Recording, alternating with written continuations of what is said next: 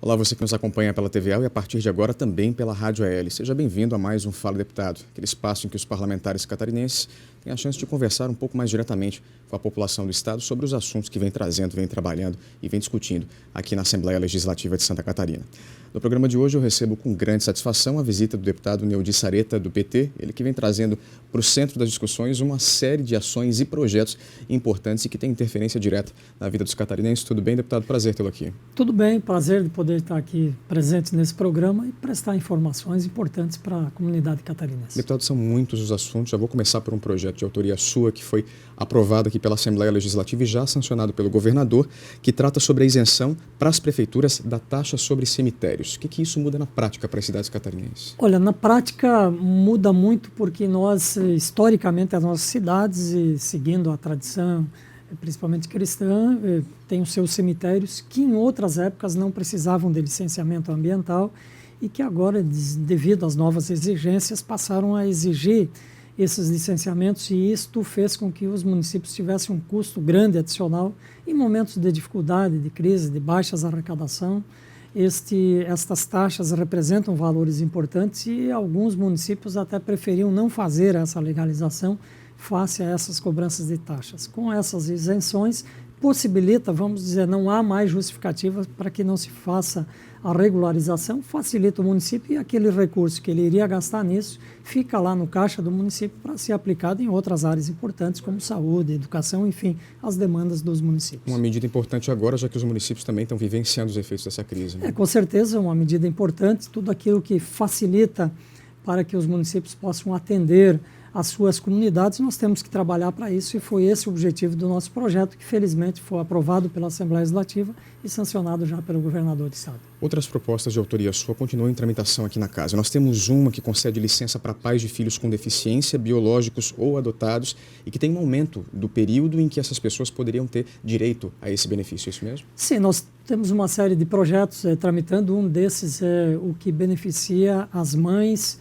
sejam elas mais naturais ou até mesmo no caso de filhos adotivos, quando a criança é portadora de deficiência. Ela precisa de uma atenção maior, de uma presença maior da mãe, por isso amplia este direito à licença gestante da mãe, nesse caso para 9 meses, garantindo aquilo que todos os especialistas na área da educação dizem, que quanto mais a mãe fica próxima, melhor, principalmente no caso das crianças de portadoras de necessidades especiais. Hoje, para a gente deixar claro, as servidoras públicas já têm direito a pelo menos 6 meses Exatamente. de licença. Veja, a licença maternidade continua o mesmo. Trata-se, no caso de filho natural ou adotivo, que são filhos portadores de necessidades especiais. Neste caso específico, teria essa ampliação. Apenas com deficiência. Exatamente. Deputado, uma outra proposta sua que tramita aqui na Assembleia Legislativa diz respeito à questão dos alimentos orgânicos. Existe uma preocupação com a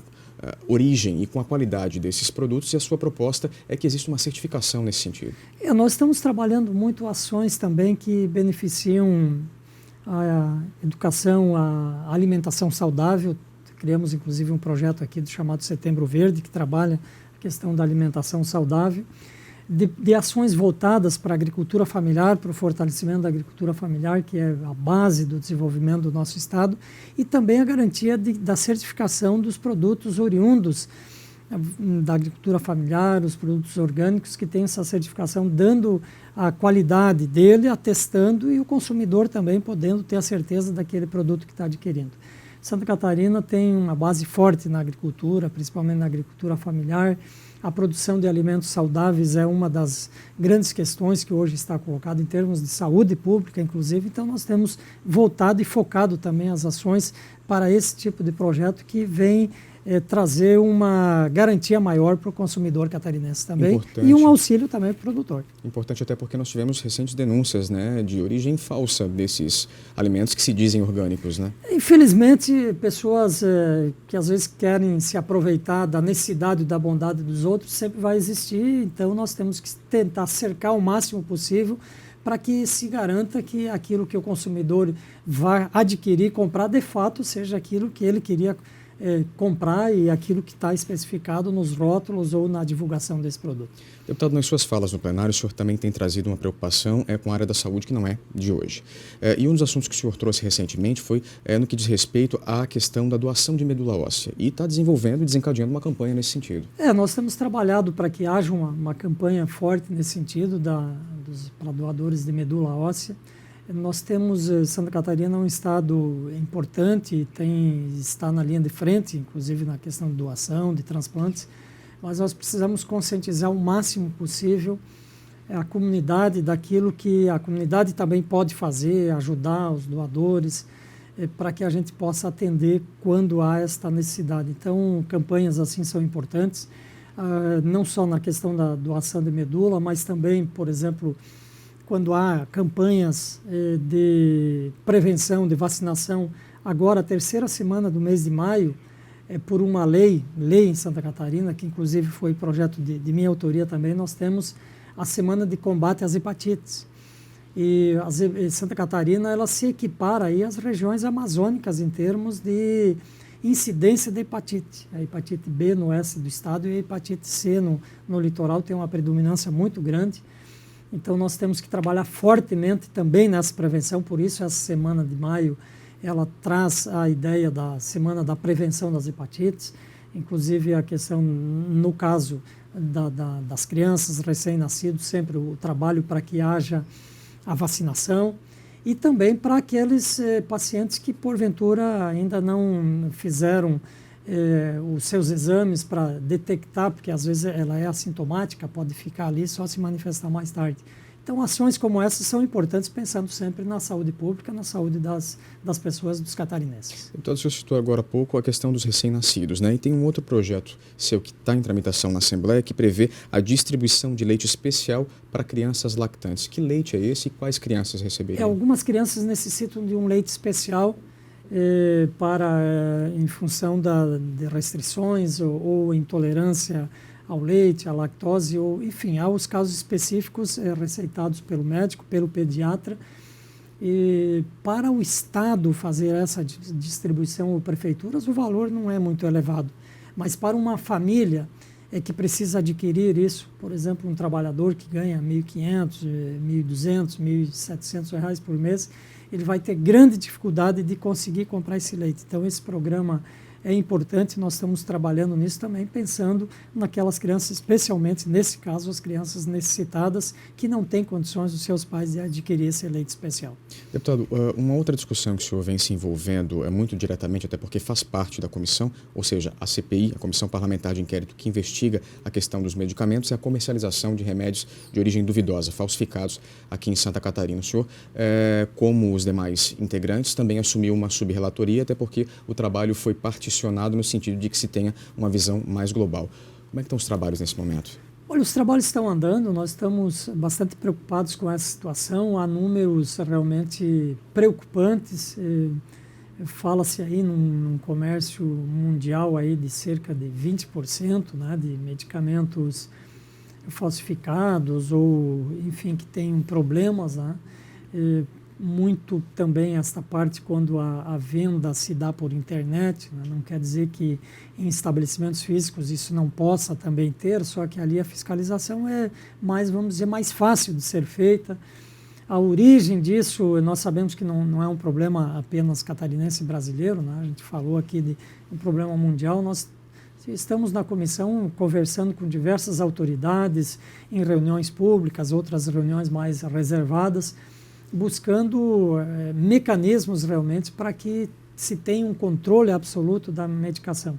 Lembrando que não se trata, às vezes as pessoas dizem, pois é, um contrabando, alguma coisa, não paga o imposto. Sim, tem o problema do imposto, que deixa de ser arrecadado, mas o foco maior não é esse. O foco maior é um medicamento adulterado, a consequência que ele pode provocar no ser humano. Há notícias de um número extraordinário de mortes que acontece no mundo exatamente por consumo de medicamento falsificado.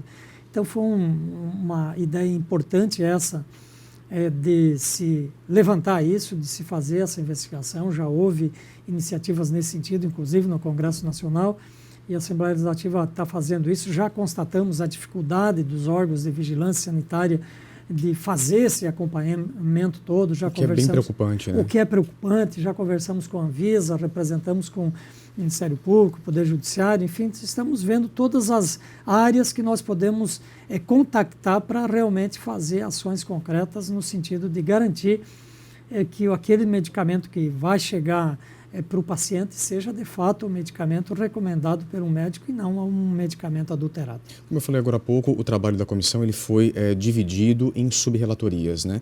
Por que área o senhor ficou responsável, deputado? Com a área dos medicamentos industrializados, nós estamos focando mais isso, mas de forma geral nós combinamos de fazer um trabalho integrado, haverá apenas um relatório no final e o que nós queremos é que a gente possa estabelecer e verificar, né, o máximo possível os meios de controle, como eu disse, para que os medicamentos não sejam adulterados, há o problema de roubos, de cargas, de medicamentos também, a forma de manipulação dos medicamentos, a forma do transporte do medicamento, que o próprio transporte, se não for feito em questões adequadas, o medicamento pode não chegar com aquelas características necessárias para combater o mal pelo qual ele foi indicado. Então, isso tudo nós temos abordado nessa CPI dos medicamentos, que eu acredito que está dando resultados importantes, até porque está chamando atenção por um problema que às vezes poderia estar passando despercebido. E é um problema que pode não estar só ocasionando o fato de que o consumidor está adquirindo um medicamento que não faça efeito, mas que pode, inclusive,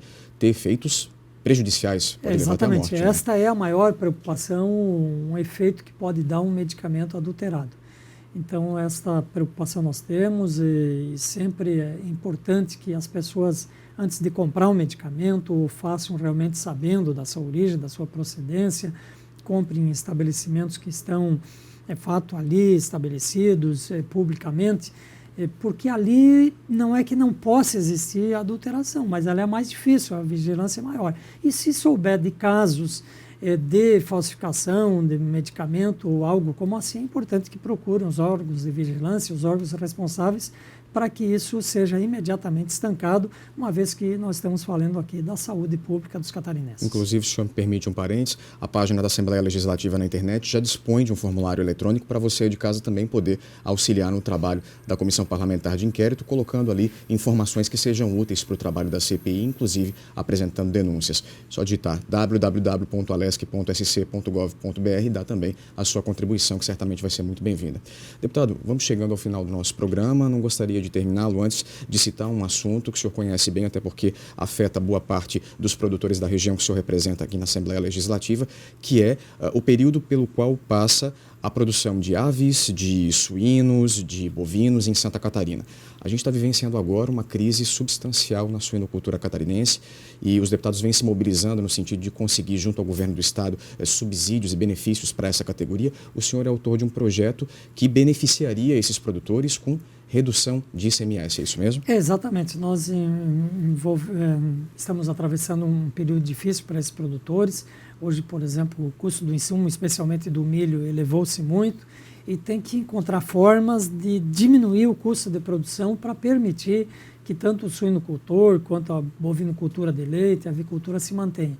Uma das ações que apresentei como proposta e que é também uma reivindicação dos produtores é a questão do ICMS sobre energia elétrica.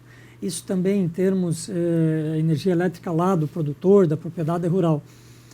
Para o orçamento do Estado, isso também não é um impacto financeiro considerável, porque nós sabemos da dificuldade do Estado de abrir mão de receitas, mas para o produtor é um subsídio muito importante, especialmente para esse momento de maior dificuldade, traria um alento maior aos produtores de suíno, aos produtores de aves e também à bovinocultura de leite. Como eu disse, inclusive, no início desse programa, a agricultura catarinense tem um papel muito importante, mas precisa realmente de ter ações voltadas para fortalecer, ações que possam garantir a sua manutenção, a manutenção do homem do campo.